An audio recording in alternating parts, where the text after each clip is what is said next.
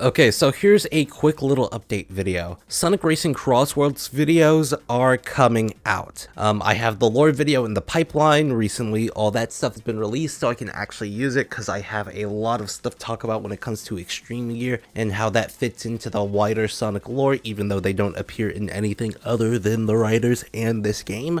So that's something that I want to work on, and I have a lot of it done because a lot of people are saying that the fucking roller skates, I mean, not the roller skates, the air skate are not as fast as Sonic. Sonic is the fastest thing alive. He is the fastest thing alive. But the point of calling him the fastest thing alive is that you can have things that aren't actually alive rival him. That's why Metal Sonic rivals him. That's why the Airboards rival him. That's why Shadow rivals him, because they aren't actually alive creatures. Sonic is still the fastest thing alive. He still keeps his moniker, but he's just the fastest thing alive. Things will be able to outpace them if they're not alive. Okay, so why haven't videos been coming out? Because I've been grinding on Borderlands 4 for like the last couple of weeks. Okay, I love Borderlands 4. If you guys want me to talk about Borderlands 4 on the channel, just say so in the comments or like the video. I will talk about Borderlands 4. I have so much to say about that game, and I know that I usually can't just say all of that stuff on this YouTube channel, and I might have to make a new one in order to like talk about Borderlands 4, because I'm just into that game. I'm loving it. Now, I'm obviously going to play Crossworlds when it comes out. That's obvious. I can like both. They are both different genres. But like, dude, Borderlands 4 is the GOAT. The GOAT. Okay, I love it so much.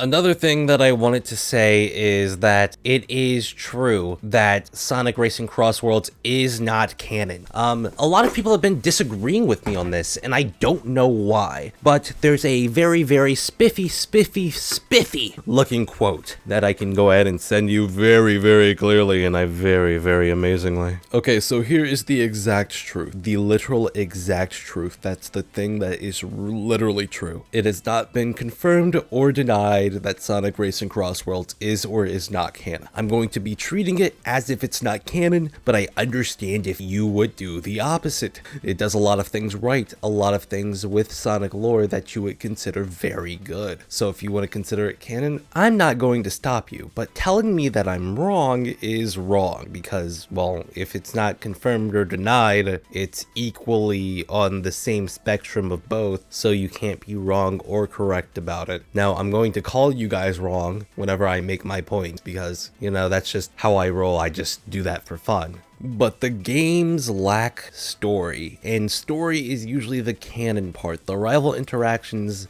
don't really just fit cleanly into Sonic lore due to the fact that we don't know how these events are ordered, we don't know the directional story of the game itself. So me calling it non-canon is due to the fact that there's no sequential order, and most of the sequentialness actually comes in the form of, well, the fact that there is stuff like crosstalk and the intro animation for the game. So that's pretty much it. So recently, the creator of Live and Learn, Johnny Gioeli, well, the co-creator of Live and Learn, sorry, I have to get that correct, but the co-creator of Live and Learn, Johnny Gioeli, had recently sued SEGA for the fact that he had not gotten any money from SEGA over their use of Live and Learn, because during the early years of Sonic, between the years of maybe 2017 backwards, they were very bad about signing contracts in all departments, whether it be from Ken Penders in the comics or whether it be in this situation. They were very bad about signing contracts. So Johnny Gioeli, still knowing that he owns Live and Learn but wasn't getting paid for it in all of his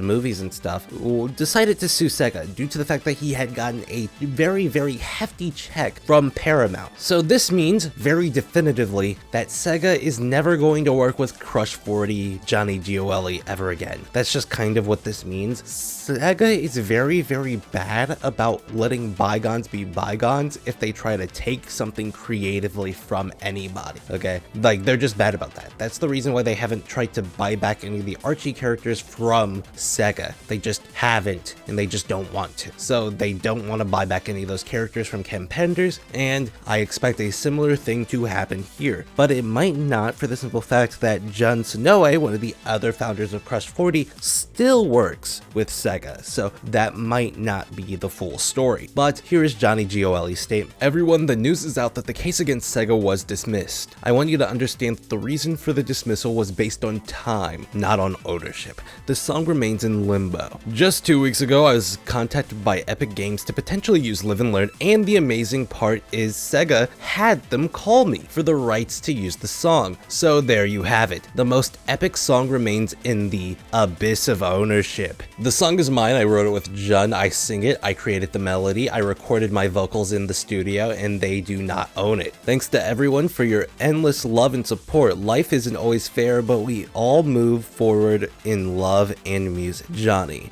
So there you have it, folks. Johnny might not work with SEGA anymore in the future, but he is going to be treated better with the rights of his song. And if what they say is true, Live and Learn will be in the game. One of the best songs of all time will literally just be in the game. So I think that's really, really cool. So yeah, thank you. Have a great day. Hopefully you like and subscribe. I know this isn't my usual content, but thanks.